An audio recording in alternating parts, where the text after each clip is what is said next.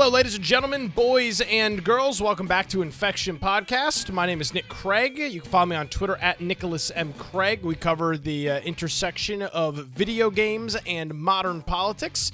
Joining me, as he does each and every week from, is that a CGI background or is that a New York City image? No, I'm not New York City, thank goodness. Okay. Just I'm not going to put myself through that. It's a fun place to visit, but no, I wouldn't want to live here. Brian with an I, Aldridge. Oh, hey, Brian. Yeah, thank you. If you want to find me at Voice of Computer on Twitter and at Brian Aldridge on Gab, Getter, Truth Social. So, Nick, I broke down this week. You. And I got a video card. I put a link at the bottom of the random if you want to pull it up, which one I actually ordered. I don't want to look at it. I mean, why would I want to look at this?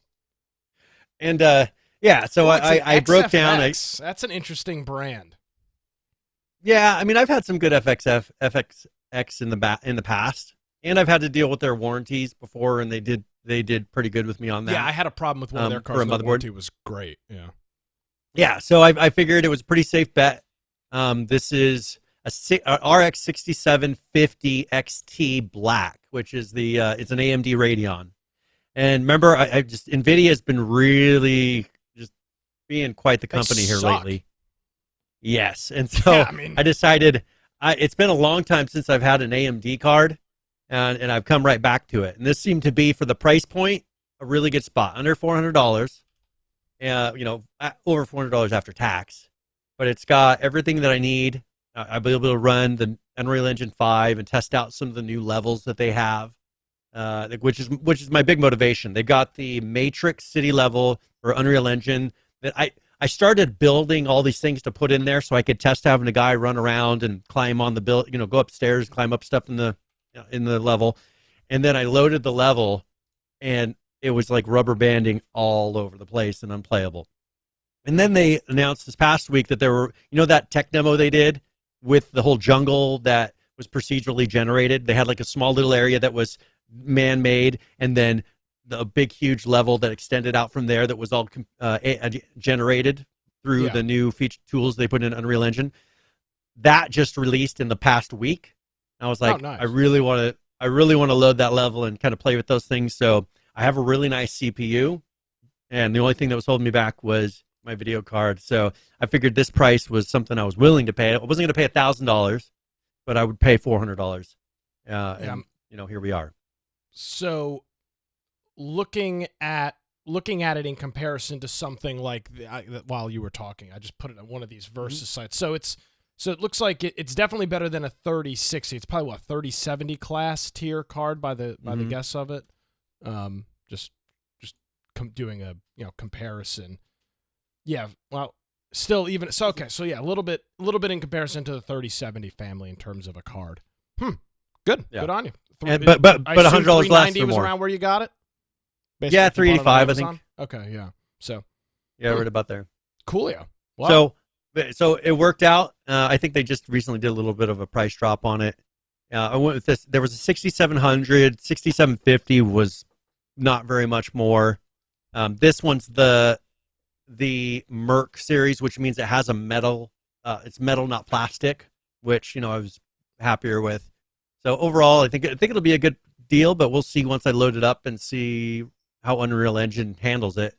Or maybe I've got Cyberpunk. Maybe try the new Cyberpunk with all the settings thrown on high, because that's supposed to be really good on PC as well, because I have that. Yeah.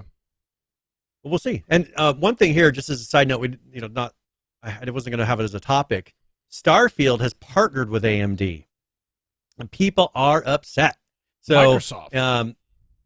Yes, Microsoft has partnered with AMD for the new Starfield, so it will have a feature. So that, they weren't going to have DLSS support, which is NVIDIA, but they're going to be having things for AMD.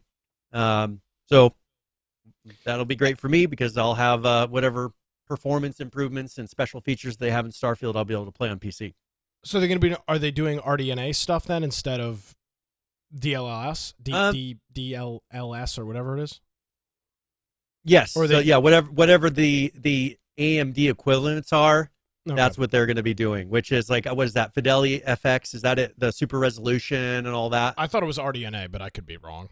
Yeah, well, they've got the super resolution. They got a couple different pieces, Gotcha. but that's one of them I know for Well, AMD. I'll say I think this.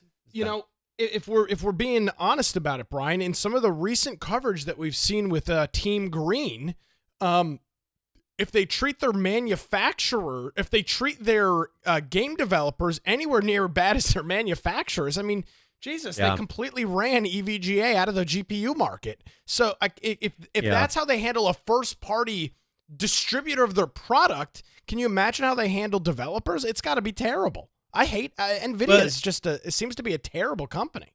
I feel like they're going for more industrial level. Like they're maybe going for the AI, the Bitcoin, the maybe professional level video cards. It seems like that's where they're going, and they're really screwing everybody in the home market.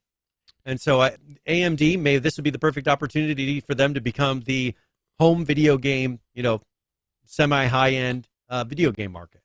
Because people are ready to buy, offered at a reasonable price, and people will buy your video cards, but they don't want to pay $1,000 for a video card. I've been saying that since AMD or NVIDIA started pushing that so much. So frustrating. Yeah, well, we'll keep a track on your experience, how it goes. Speaking of garbage companies, Brian, it's a perfect segue into the Federal Trade Commission. So we covered last week how the FTC here in the old US of A was going to be opening, essentially at the start, blocking the deal, the almost $70 billion deal for Microsoft to purchase Activision. And since last week's show, I believe it was last Thursday, was when the FTC first started their hearings, and there was some more hearings today, but the opening conversation late last week was pretty eye-opening, and TechSpot's got the article. I want to just read through a little bit of this because I think it's pretty interesting. It says, once one of the hearing's first revelations could undercut Sony's prior statements about Call of Duty. That was always the big claim, was that Call of Duty is not going to be on cross-platform. There's going to be all these issues. Microsoft's just the bastard company. They're going to strip it. An email unsealed just minutes into the proceeding revealed that PlayStation head Jim Ryan was never concerned about the possibility of the franchise becoming an Xbox exclusive.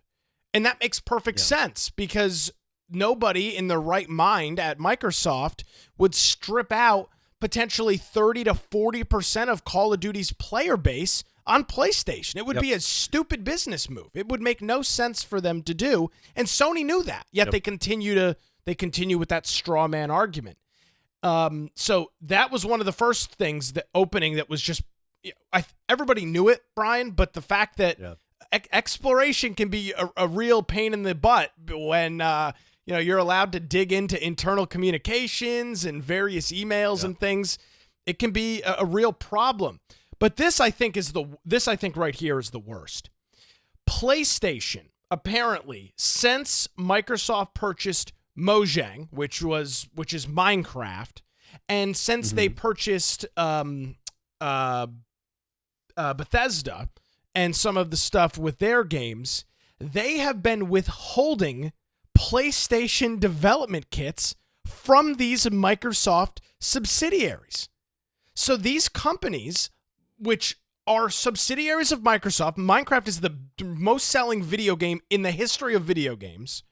Bethesda has got titles that have existed for decades, and Sony is not giving them proper PlayStation 5 dev kits. That's according to Phil Spencer in his testimony, where he suggested that these policies that Sony is enacting has already is penalizing essentially Microsoft's owned subsidiaries and studios. Sony is a terrible company, Brian.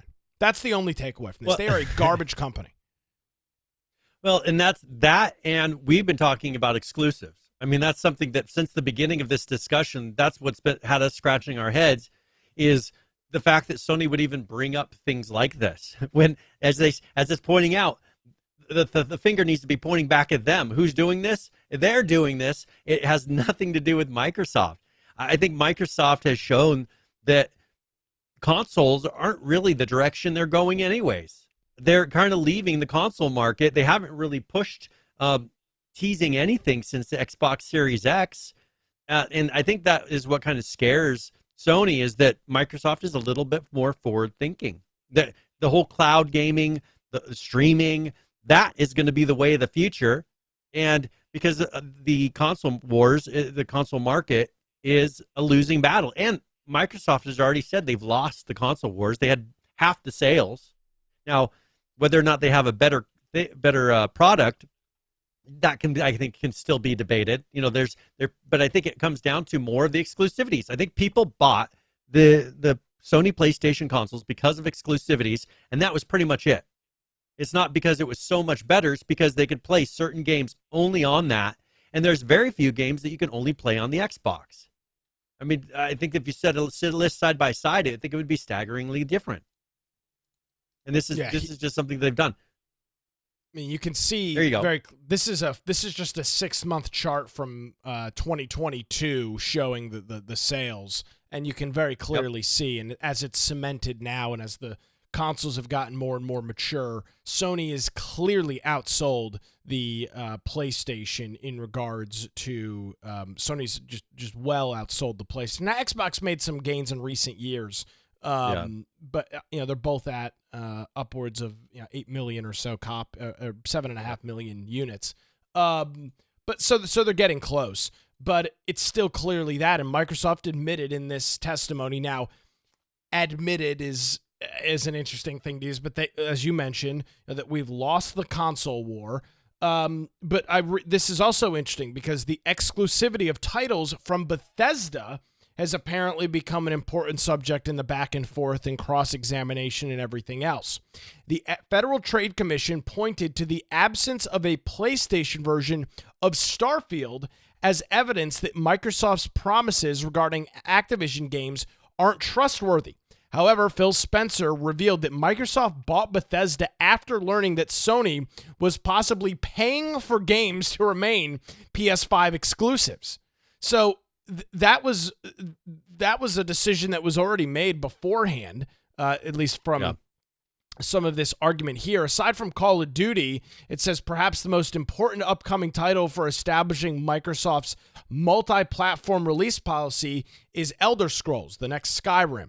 And at the hearing, Spencer refused to confirm what platforms it will debut on, claiming it's too early for such detail because the game is at least 5 years away and they have not received help from PlayStation and Sony in regards to development toolboxes. So, again, from a business standpoint, I don't think it makes sense for Microsoft to take existing IPs like Skyrim and like what was the other one that they referenced? Skyrim, Call of Duty, Diablo, Overwatch, all these other games. It doesn't make sense for them to take those IPs and not continue them. However, new IPs like Starfield, which is a brand new thing for them, I don't see the big deal. I go back to this all the time. When I was growing up, Brian, playing the Xbox 360, there was plenty of games that I didn't get to play that were on PlayStation, like God of War and Ratchet of Clank and all of that stuff that I had, had PlayStation 2 games for, but didn't have a PlayStation 3. The exclusivities have always been an issue. I don't know why it's such a big deal now. And Phil Spencer even said in the federal court hearing, he said that he has no interest in using Sony's own exclusivity practices against PlayStation. Got him. So he's kind of throwing it in their face a little. He's like, we're not interested in using their tactics against them, because he says the recent FTC versus Microsoft evidentiary hearing has unearthed all these details, and that he wouldn't be they're not going to be surprised if Microsoft and Sony sign a publishing agreement for Call of Duty, even if it makes this merger after the merger's done. We're kind of backing up what you've been saying this whole time. This is something where. I'm going to read some questions that they asked him. He says, if you had the financial ability to have a developer skip PlayStation anytime you wanted, would you do it? And he says, I would not. If you had the ability to deprecate a game on PlayStation, would you do it? Not in practice. No, it's not something I would do.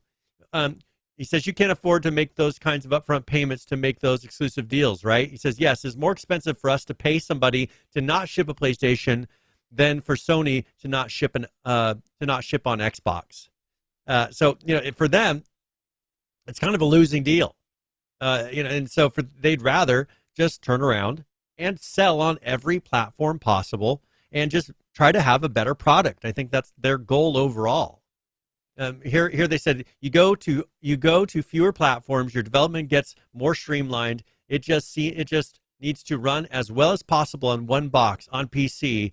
A narrow and focused always helps. This is ZeniMax, who's head of publishing at Pete Hines. He said that's one of the major benefits of exclusivity. So, it's not just because they don't want people. It's easier to develop under exclusivity. So for Starfield, there's a reason that, as I said at the beginning of the show, they're doing an exclusivity deal with AMD for some of those features. So they only have to program in. They're only guaranteeing to program in one set of features. They're only guaranteeing to have it run on one device because it's such a huge game. It doesn't necessarily have anything to do with PlayStation, especially if they're not giving them dev consoles to test this huge product. This is the biggest game they've made up to this point, and you're not willing to give them a dev kit to be able to test it and make sure it works well, yet you're complaining that they're not going to release it on your platform? That, to me, is insanity. That makes no sense. I mean, ZeniMax is confirming. He says, just not having something exclusive and making it one place, that's the easy way to do it. And if you're making one of the most ambitious projects that you've ever made, wouldn't you want to make it easier on yourself so that you didn't have what's a recent game that really fumbled at this? Cyberpunk. You want to see what can happen? Look at Cyberpunk. That's what can happen when you try to release on too many platforms and you don't have the ability to test it properly.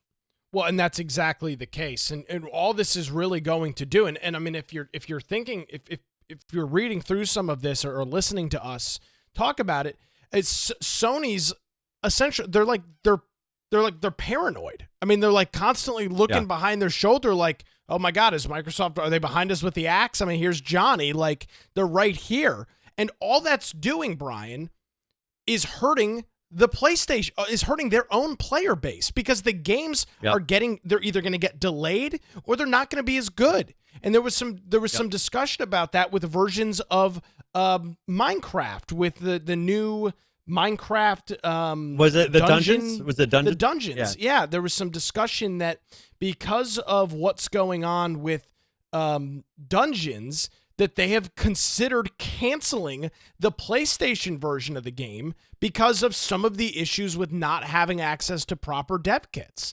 So and having a faulty release, as we said with Cyberpunk, that's going to hurt your brand more than anything. Oh, for sure. Look at how much that hurt their name recognition, their brand. Oh, absolutely. Yeah, CD Projekt Red has got some serious. They're no longer our studio where you'll be able to look at their game. And let's be honest about it, Brian. Bethesda has this too with Fallout. How many people feel like they got completely misled or lied to about Fallout 76? And the next time a Fallout game comes around, are people just going to say, yeah, well, Fallout 3 was great and New Vegas was great and 4 was great, but guess what? Fallout 76 sucked. It was terrible. Or Fallout 5, whatever it was called. It was terrible. So I'm not going to buy it, or at least I'm not going to pre-order it. I'll wait for it to come out and see what happens. And it's going to be the same thing with them. Yeah. Which Cyberpunk at the launch was a dud. Now, from what I understand, it has picked up a lot. There's been a lot of good things that have happened with it.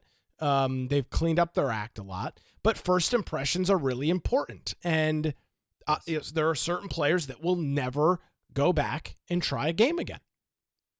Yep. I'm one of those people. Well, one thing I think that did affect with the whole Cyberpunk stumble is that studio, CD Projekt Red, is now releasing everything under Unreal Engine. Because I think they found that they don't have time because of the long time spans that they have between game releases, that they weren't able to properly update their game engine in a way that competed with the modern market. And Cyberpunk came out, and it definitely was not a cutting-edge, modern release.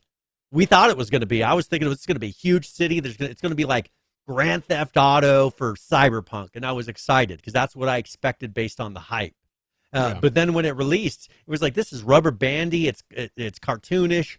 The quests are very shallow. It didn't work for me, and all the visual elements and everything not working right just kind of brought that down to where I finished. I did one full playthrough, but I wasn't really interested in playing through it again after that. Unlike GTA, where it doesn't matter if I have quests, like running around and doing stuff is fun.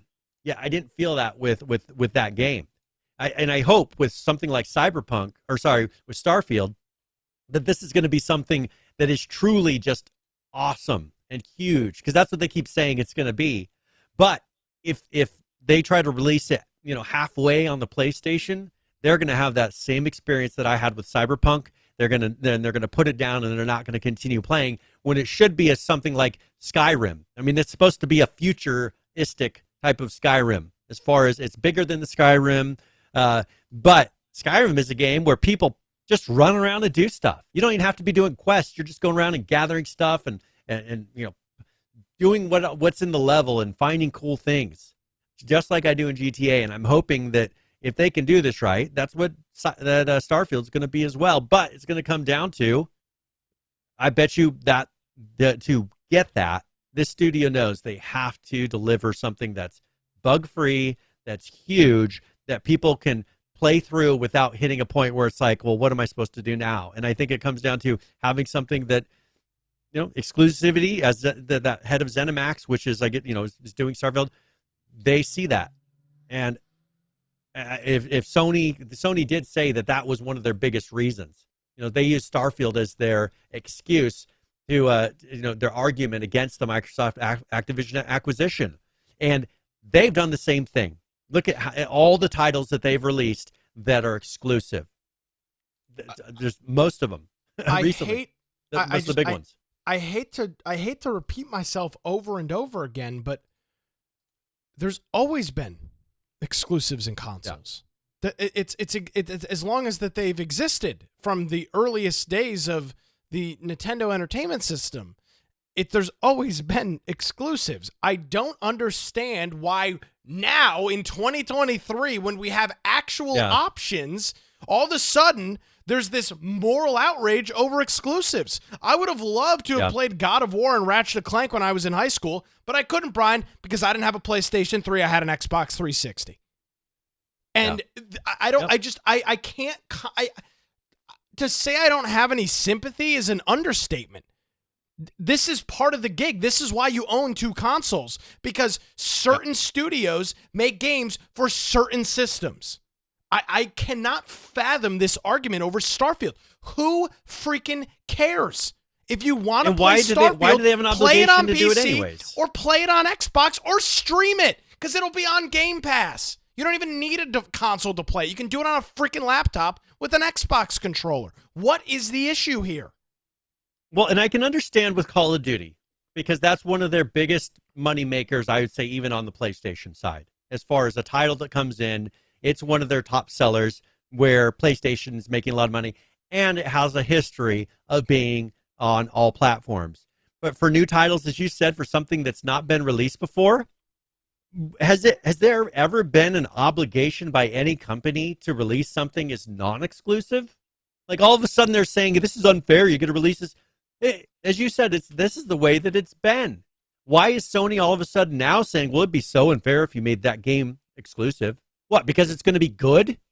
The Last of Us was good, but great it's series. Exclusive to Sony. Well, it was. Yeah.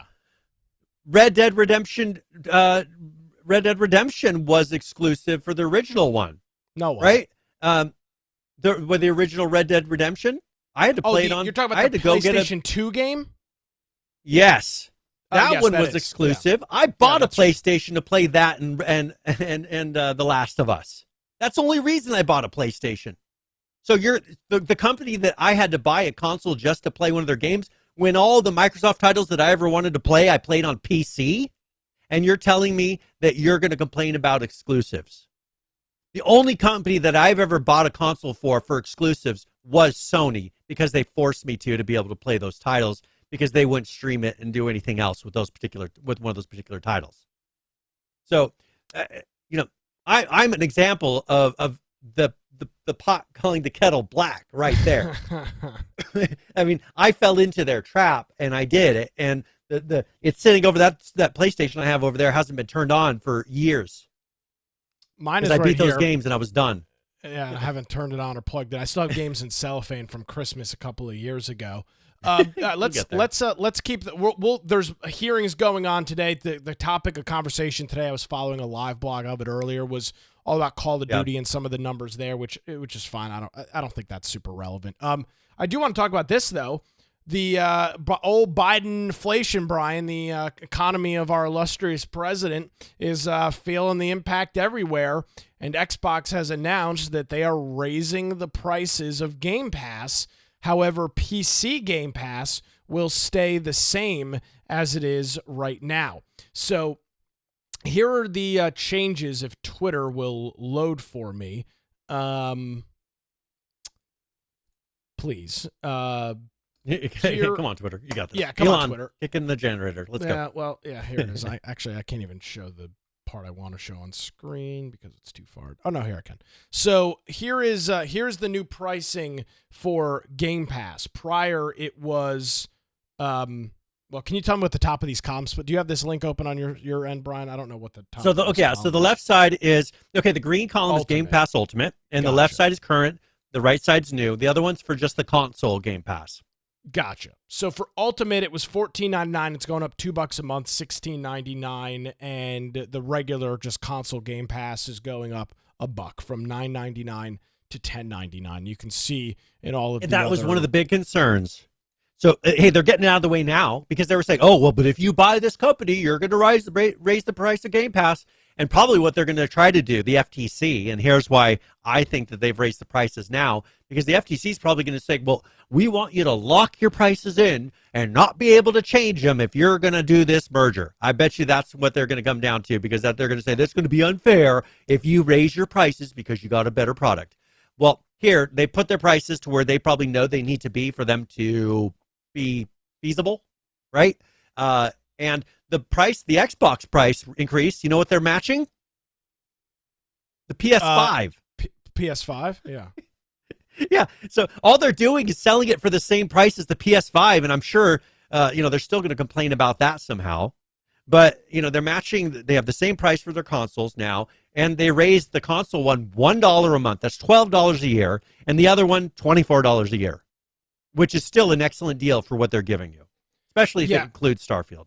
Well, and just by looking at this price, so now I have stated before I am a huge Sony fanboy, but I do have some concerns with the Ultimate price at 60. Yeah. I'm not saying it's not a good deal, but at $16.99 a month, Brian, you are starting to approach that point of okay, this is maybe no longer becoming affordable. Now, 14 to 16 is not the end of the world. It's $2 a month. Doing some very basic math, I believe that's $24 a year. But looking at subscription services in the past, Netflix, Spotify, HBO, it'll go from 16, then the next thing you know, it's 18, then it's 21 or $20.99, and now you're talking about spending upwards of $20+ a month for a streaming service. Now, I can't fault Microsoft and Xbox because of what other companies have done, but I have yet to see in any streaming service, Brian, that has ever existed in the modern times where prices have either stayed the same or gone down. They always go up because things cost more. The service costs more. The license rights cost more. So especially everything costs more now. So I see this and I go, yeah, $17 a month isn't a bad deal. But I feel like if you and I are still sitting here, call it 24, 36 months from now, this will be upwards of 20, 21, maybe $22 a month. That would be on track with what everybody else does. Look at Turkey. Turkey went from 44, whatever their currency is. I don't know what this dollar amount means, but $44.99 up to $120.99. Their Game Pass for consoles went from $29.99 to $79.99. That's So because we can thank Erdogan for that. He's done a phenomenal job with their economy, just completely destroying it. I was just kind of surprised at that. I mean, they're more than doubling by far, almost tripling the amount that their Game Pass, probably because their value of their dollar or whatever, their Turkey, was it the TRY? I don't even know what it's called. Yeah, I'm trying to remember what it's called, but it's not it's not great. Their economy's not in good shape right now. Yeah. As I noted though at the beginning, the PC Game Pass is staying at the same price, so that's not changing. Now, where's the time frame for this? Xbox Game Pass members will see the new prices immediately on July the 6th. If you're subscribed to Xbox Game Pass through a yearly code, the new pricing won't affect you until you go to renew your subscription. So if you get a yearly card on one of those like CD2 key sites or something like that, you're good to go. If you're paying monthly, you'll see the increase coming up here on July 6th. I pay yearly, so not until you deal with your renewal. I might need to go do my renewal now. Save myself a little bit of money. If they'll let you do it, it depends on if they let you do it. I don't know. I have to look. I think I actually renewed here recently, so I may be good to go. Yeah, for almost a year. Yeah, very much so. I just won't touch it. Yeah. So now, when you say you pay yearly, you've already paid the whole amount up front, or you're on a yearly contract? Yeah, I paid for a whole. No, I paid for a whole year. Gotcha. Just in the last month or two. Then yeah, you're good to go. You won't deal with the impacts until next year when the prices will be probably an extra $1 or $2 higher than they are right now. So that is what's going on with Game Pass. We've seen it with every other streaming service, and I don't know why Microsoft would be immune to that. I get very antsy when I see the cost of these services rise. I just was, for whatever reason, looking at my bank account the other day and actually scrolling through my transactions, and I was like, my Spotify subscription is $11 a month. I had no idea. I mean, it's been on auto subscribe since I was in college, and I mean, I love Spotify, but damn, $11 a month. It was when I first subscribed. It was $6. I think it was $5.99. So man, it's just all this stuff. It adds up. It really, really adds up, and especially when you're dealing with some pretty rocky and shaky economic times, it makes it hard to justify upwards of $70, $80, $90 a month in various subscription services for entertainment, which is exactly what a Xbox Game Pass or a PlayStation Plus, all of these things are. They're leisure entertainment services.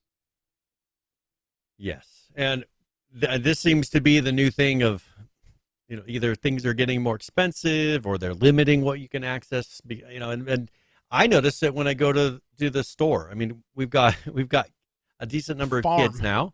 And they eat a lot. And I go to the store, and just the cost of basic things is so much higher than it used to be. Just looking at how much it costs to what used to be a cart of groceries is now just one layer of groceries in the cart. And so I think that's becoming the new normal, and hopefully, with the new election and maybe some changes to how the country is run, hopefully that starts to reverse, because we can't maintain where we're going right now. The cost of your groceries, Brian, is that you got to kick 10% up to the big guy.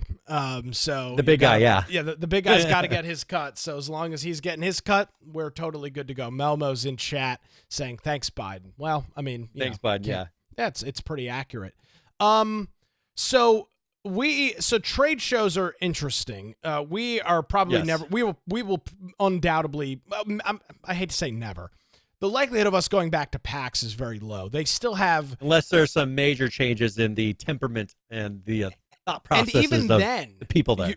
Even then, you're seeing these companies no longer feeling the need to invest in going to these events, which sucks because they're really fan events more than anything else. Yeah, they were fun. And we covered a story a couple of months ago, big news, that E3 was canceled for this year. It was supposed to happen actually, it would have happened this month, I think. I think it would have been sometime in early June. That was dead. They announced that it was not happening. However, there is some recent board meetings from EA, or from E3, the Entertainment Software Association, that shows that there could potentially be an E3 in 2024 or 2025. So now, do you remember your maybe prediction? they bring this back. No, I don't. You remember your prediction was that E3 after E3 2025 it will be digital only. So what'll be interesting? Well, they've already is canceled if they come 2025, so that's over. 2025 is canceled, according to the LA Tourism Board. 24 and 25 are canceled, so that leaves 26. So let's see if 2026, if they actually have something, or if it turns into pretty much a digital only type of thing. If they actually come back and have a in-person conference. Okay. Yeah. Now, will there be some sort of in-person something? Probably, but they are. But will it be a majority digital? That's yes. what I'm saying. Maybe they'll have press and certain things there, but I don't. Will it be this full? Everybody can come, because didn't E3 used to be mostly just press? Yes, it was only in recent years that they became more of a PAX style event. But Brian, you mentioned 2026. Yeah, obviously that's not working. So June of 26 will be 3 years from now. I'll be almost 30, which is insane. You'll be you'll be practically dead. I've known you for half your life now. Do you realize that? Well, hey, why don't you have a seat and have some lemonade, and we can have a conversation about that. But by June of 2026, they will have not had an E3 since 2019, 7 years. At that point, who cares?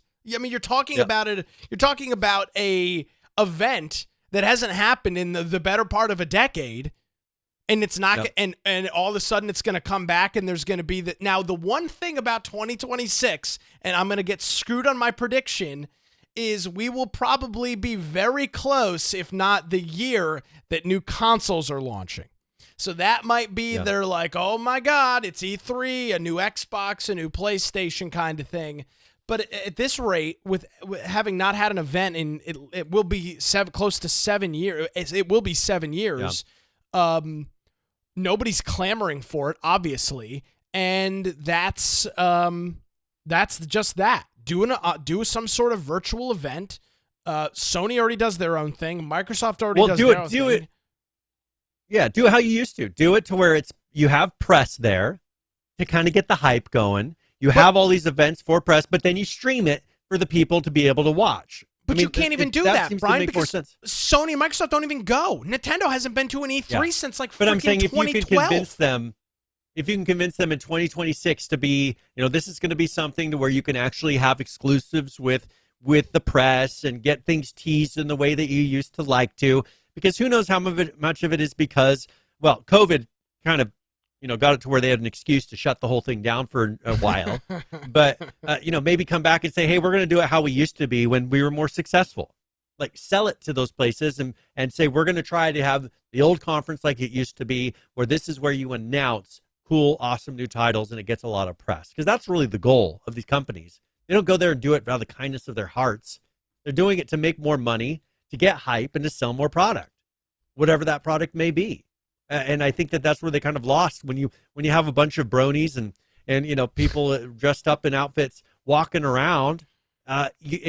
It's not the serious event that you're no longer thinking, well, this is a place where I'm going to make a lot of money, because half those people aren't going to learn about the actual product.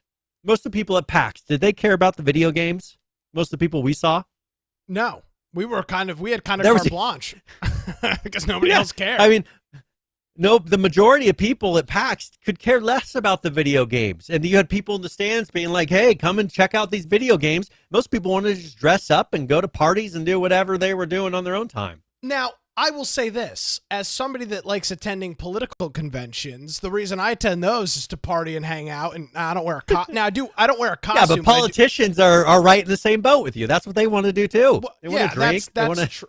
Yeah, which, meet a few ladies, wifey's at home. That's what they want. I can't confirm or deny anything. But my point is, part of that event is the social aspect of it, which E3 never had, because it was never really an event open to the public. It was just a press event. I want to say maybe 2015, 16 is when they allowed and turned it into more of a expo and the press stuff.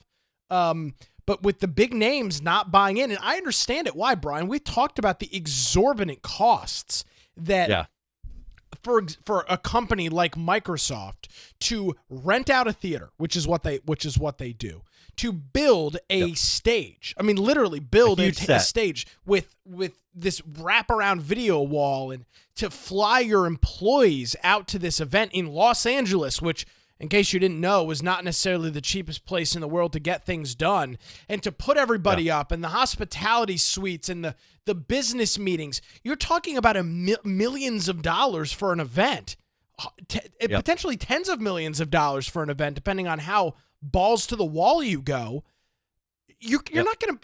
Companies can't justify that right now. They're hacking and slashing their workforce like a crappy 80s horror movie. There's not $6 million for E3 and PAX. That money's gone. So with no buy-in from them, and if I was them, I wouldn't buy into it either. Screw it. They've got a huge campus in Seattle. I don't know where Sony's facilities are. I'm not sure where they're headquartered, if you can look that up, but they have a massive facility. Where Sony is? Yeah, where's their big facility? I know Seattle or Washington is where Microsoft is. Nintendo practically owns half of Japan, so they can do their own stuff there. Sony is based out of Japan. Sony's main headquarters is in Japan. Do you want to know where their U.S. headquarters is? Yeah, where do they do all their stuff in the U.S.? New York. Interesting. So they don't have a big campus there, but they must have a facility where they could do this. I know that Microsoft specifically has a theater in Washington, Seattle, or Washington State, where they have events and things like that. That's exactly what Nintendo does. That's what Sony does now too. It doesn't make sense to travel to an event, especially when it's an exorbitant cost. Let's say with Microsoft, let's say the whole deal goes through. That's when they can make, World of Warcraft had its own con that lots of people love to attend. Like, that's one that fan base loves to attend a con for that. They're really into it. At least they used to. They'll have a number of products to where they could put on half of a con by themselves and then bring all the people that release products on Xbox to come and do it with you, and then they practically have the equivalent of E3. I mean, that includes most of the games being released for the year, and now have Sony tried to do that. Good luck. I don't see them having enough to really pull that off. But I think that it's going to come down to maybe Microsoft running their own con, and because they're going to be half of the games anyways that are being released for the year. Yeah, you're right. You had said the economy is really affecting this. I just wanted to talk. There's been more layoffs happening lately. That's terrible. Scavenger Studios. Oh no! You remember? You remember our first PAX? Wasn't that our first PAX? It was in Boston. Yes, and we walked by a booth, saw this game. There was people in these orange outfits, and giving in orange jumpsuits, a small little studio releasing a game that no one had seen before, and we were like, "Hey, this game looks pretty cool." That was Scavenger Studios, right? That's from, am I remembering correctly, the proper project. Studio? Yes. Yeah, and it wasn't a huge, Darwin Project. That wasn't a huge, but they're downsizing to 16 Look at this staff. Man. Look at this little baby doing this interview. Look at this guy. This is 2017. This is a decade ago, practically. Yeah, this was them all dressed up in their. And look we're one of their first interviews. He looks scared to death. The guy in the middle. I mean, he has they don't. And they're from like They're not. English wasn't their first language. Yeah, I think they're from Canada. I think they spoke fluent French. Broken English. Yes. Yes. But sadly, they're downsizing to 16 staff due to economic context. I'm sure.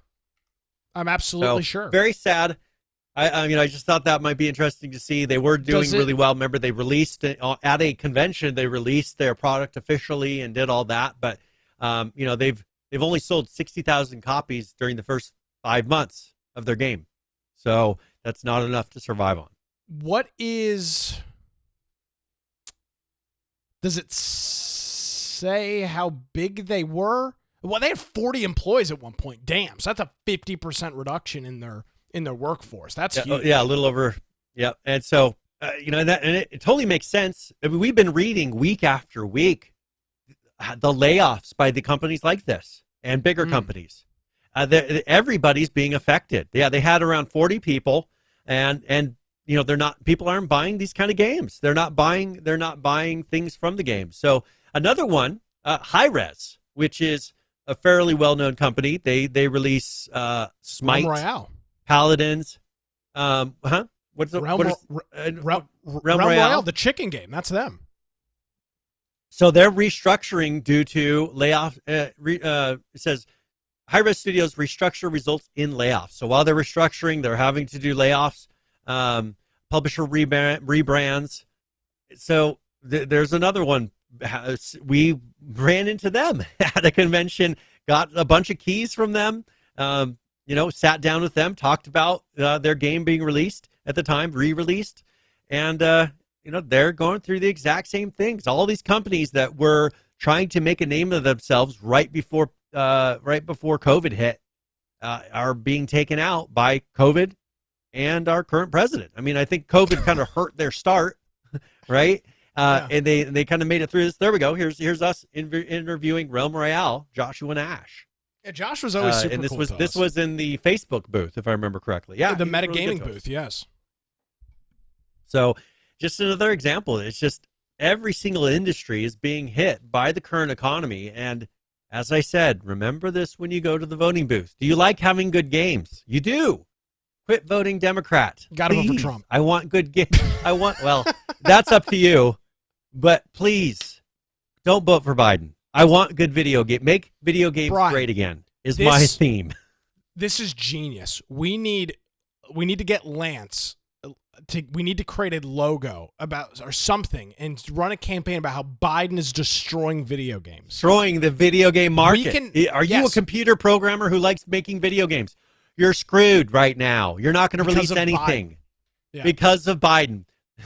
The Biden effect is what we're dealing with right now.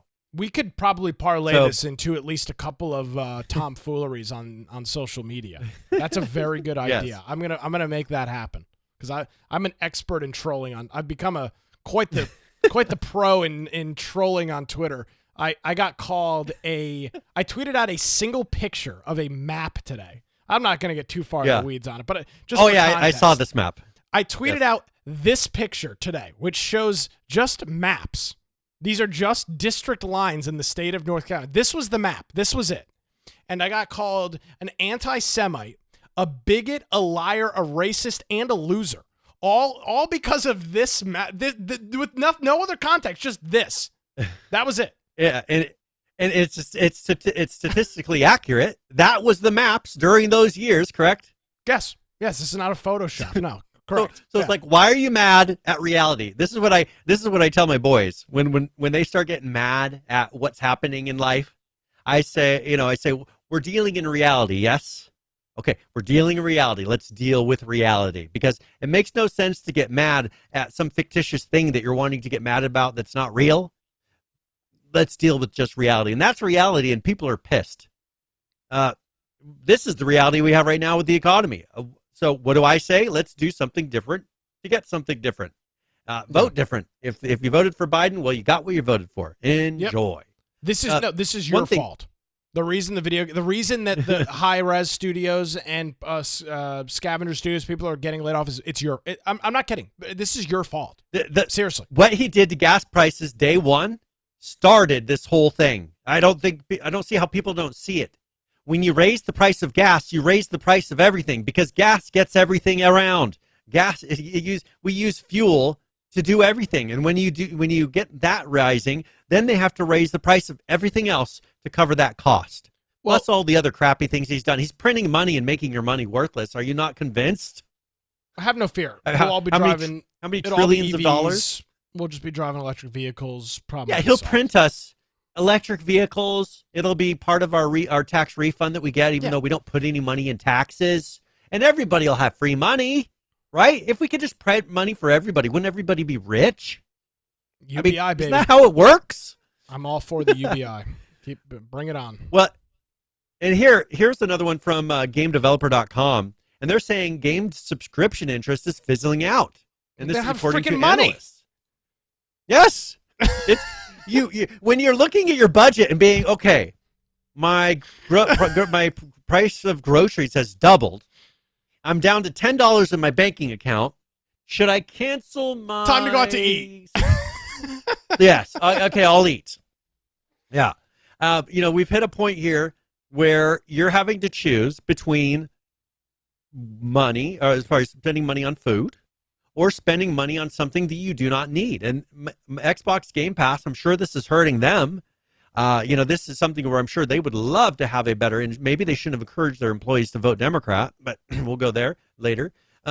This is something that there's just been, and it's not just because it's a subscription. It comes down to the economy. Just like, who is it that said it's the economy, stupid? This was back in the Bush days, or the junior or senior. I mean, it was a Ross Perot. There we go. This was back in the 90s from He says it's the economy, stupid. And that's what it is. If you're confused about why we're having so many issues with everything going on right now, it's the economy, stupid. And that's what it comes down to. People don't have the money, the spare money, or they're having to choose what they're going to spend it on. But let me say this. Now, this specifically notes and it calls out the new Legends of Zelda game, which I've heard is phenomenal. I haven't bought it. It's called Tears of a Kingdom. That sold 10 million copies on the opening weekend. People are, and by the way, that's a $70 title now because the MSRP has gone from $59 to $69 for new games, at least for many of them. So what you're seeing is people can justify a one-time payment, right? You can save up because the pain is done at that point, right? Well, it's not, but like you can say, all right, I'm going to buy a $70 game and I'm going to save, a couple of bucks, like 13 or 14 bucks a month or whatever. And then I can pay for this in 4 or 5 months, whatever. You can't do that with a subscription because it's a renewing subscription. It's every month that money is. So people are still spending money on leisure, right? There's enough money for that. We're not in a total recession like we were in 2008 yet. One of the big banks came out today and said that we will be by the end of the year. Christ, I hope not. But so there is money in video games, but I'll tell you what's also probably taking it on the teeth right now too, Brian, is the battle passes and all that other stuff, the monthly subscription things for Fortnite. People and all are these living other paycheck to paycheck. That's what it comes down to. But it's not even paycheck to paycheck as much as it's just less discretionary income. So if you used to have but I think it creates fear in people. Well, sure. If you used to have an extra $100 a month that you could spend leisurely, and now that number is $50, and you were paying $12 a month for a Fortnite subscription, and another $15 a month for Xbox and Game Pass, you're out of money. Like you got to cut something to make that work. Now you can still afford a $70 video game, but that's a one-time payment. You can make that work. So all these free-to-play games. It's great to be free to play. It's great to get people in there. And yes, there will always be people that have money to buy the loot crates and the season passes and all this other stuff. There will always be a group of people that has that kind of money.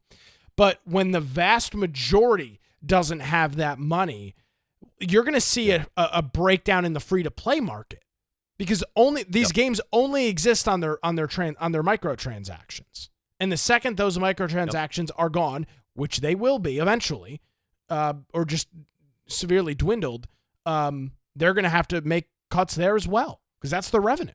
Well, and that's something, and I put an article in just kind of for people to take a look over because it covers a little bit of what we talked about last week, where AI is starting to cause a lot of job cuts, where jobs that AI can do. We talked about writing articles and things like that, to where they're letting go all these writers on staff. Here's one where just in this 4,000 people lost work last month to AI, according to a report. And I think that's just the beginning of it. So if you're thinking if you're in a job that you think could be done automatically, that I'd be worried. And that would create even more uncertainty in things like subscriptions, things that are going to be charging month by month by month, when you don't know if in 3 months you're going to have that discretionary income to be able to pay that. And that's where I think that fear comes from. Right now, you may have it today, but you don't know that you're going to have it in 3 months, especially when, as you said, they're suspecting that we're going to be in a recession at the beginning of next year. Yeah. All of this is creating fear, where I think with Trump, whether you liked him or not, people weren't fearful of their pocketbook. They felt like if I could go get another job where right now maybe necessarily they don't know that, or I could go get a higher paying job where you don't necessarily know that right now. Oh, you're sure as hell There's not doing so that many. now. No, and there's so many of these things that are just etching away at people's confidence in being able to make it. And I think that is what's killing all of these things, plus the constant news of layoffs and the constant news of things being more expensive. Like, that is creating a situation to where people are less likely, and they're going to be hoarding their money because they've got to save it for that rainy day that is coming up. Every economist claims, agrees and says it's going to get worse. No one has said, hey, next month it looks like everything's going to be A-okay, or next month things are going to start going up. I haven't heard that from a single person. And that's usually what they're always saying. And they're trying to be, it seems like they're not being truthful, but they're trying to be optimists in these things. I haven't heard that at all year. Have you heard anybody being an optimist? Usually these places are putting out these puff pieces trying to make people feel better, and I haven't seen that for a while. It's all been bad news. I mean, Janet Yellen and Jay Powell are attempting to try and make it sound like it's not as bad as it is, but these are the same clowns that said that inflation was transitory 2 years ago, and it turned out to be a complete and total BS. So, the press secretary sat up there and said that Biden's policies are creating confidence in people's checkbooks. What are you talking about? What? Ain't nobody confidence in their checkbooks? No, nobody has said that. She's the only person I've ever heard that said that, and she's claiming that that's what people are saying. Well, you see, Brian, the great thing about what people are saying is there's no way to verify it. It's completely made up, and you can essentially say anything that you want. There really is no pushback on it in any sizable way. Here's I believe this is the audio clip that you're referring to, or at least one of them. There we go. Yes. In regards to Biden economics. Sense first of, how did you guys coin that phrase, or why did you decide to go with that branding going forward? You don't like Bidenomics? No, I'm just asking. I'm curious. I think it's pretty clever. It's pretty good. It makes good sense, Bidenomics, right? It kind of flows off the tongue really well. But in all seriousness, she flutters her eyes when she lies. What you're going to hear from the president, I don't want to get ahead of him. I think we've kind of laid out a little bit of what we are thinking, or what we think the president's going to lay out, or what he is going to lay out. Certainly it's a vision, right? It's a vision about growing the economy from the middle out, the bottom up. You hear us say that over and over again because we believe that trickle-down economics does not work. And we have seen that over and over and over again. So there you go. You just got a bunch of obviously. Yeah, because what you're doing right now is working out real freaking well. So, Jesus. This is supposed to be a video game podcast, and somehow we have gotten wrapped into all this other garbage because people just love to destroy Democrats just love to destroy everything. Well, and I just wanted to say one more thing. Last week, remember, going into the show, we didn't know what was happening with that Titan sub. Remember, they were lost. Wasn't that last week? They were lost. Yeah, it was. We were said, hey, we'll know next week. Yeah. The thing exploded at the bottom of the ocean, or imploded. Yeah, we knew. One thing that I found one thing I found interesting is Mr. Beast was supposed to be on that, according to him, was supposed to be on that submersible. Yeah, I read that story this morning, or yesterday morning on the show. He was invited on it. It's interesting, though. The Navy apparently knew that this thing exploded on Sunday. They have some, apparently... when it happened. Secret underwater submarine network, which is pretty dope. I'm glad. I mean, it's some Hunt for Red October stuff. And they essentially heard it explode. They were like, okay, we know this, but what are they going to say? Because they're not supposed to give away military secrets, and what are they going to? Well, we're pretty sure he's dead. Let's just get, let's ensure that his wife's really happy to know that his wife, her husband and son are dead at the bottom of the ocean. That's abysmal situation. Overall a very sad thing. Yeah. But hey, I just figured I'd follow up because we did talk about that last week, and sad thing that happened. Yeah. Is there anything else you wanted to cover from all this before we roll out? No, I think we ran the gambit on it, Brian. I think that's an accurate description to use. Our topics were GPUs, the Federal Trade Commission, Microsoft E3, and the economy, and Biden. Those are our topics for today's show. Yeah, that's perfect. All right. Well, hey, if you want to find me, you can find me at Boise Computer on Twitter, at Brandon Aldridge on Gab, Getter, or Truth Social. you can go check out my blog, biteoftech.com. And if you want to go check out our website, go to infectionpodcast.com and make sure you go to the upper right-hand side and join our server on Discord, where we have a show news channel. If you want to put a link in there, we'll talk about, or at least put it on our list of things to talk about. I also have 11 ARC servers, a Conan Exile server, and just a place if you want to hang out and chat or get a hold of us. If you want to watch the live show, you can do that through Twitch or YouTube. And after the fact, you can watch it through Rumble, or you can listen to it after the fact through a lot of different places at the lower right-hand side. Whatever platform and device you feel, go ahead and select that, and you should be able to listen. If you are listening, that means by that point, we already have the show notes uploaded as well. So you click on the particular episode, and there will be a video and audio player built into that page and links for every topic that we covered during that episode. So maybe there's a video or some sort of a graphic that we showed that you're listening and you want to be able to see. Jump over there, and it's a nice compendium to what we're discussing. If you want to support the show, you can go to the top of the support menu or infectionpodcast.com/support. Yep, you can absolutely do that, Brian. Greatly appreciate. Are we doing a show next week? I was going to talk to you. Let's talk about. So maybe we'll pre-record it, or I don't know, Wednesday. It's really up to you. Yeah, that's fine. We'll figure something out. Check out our Twitter at InfectionCast and our Discord server. I figured we'd talk about it after. So we'll discuss. I've totally forgot next week was the 4th of July. So we'll put out some details on that on our social channel. Nevertheless, we'll see you next week, Brian. Thanks again as always. And thank you. See you later. Alrighty, folks. Well, if this wasn't enough political discourse for you, well, I do it for 15 hours a week. You can check out the Wilmington's Morning News podcast, any place that you get your shows, or catch the recording at nickcraig.com. If you want to read through some of the interesting testimony from the FTC and the battle here over Activision and Blizzard with Microsoft, you can find our links in our website. It's infectionpodcast.com. Thank you so much for joining us, everybody. Have a great week. We'll see you next time.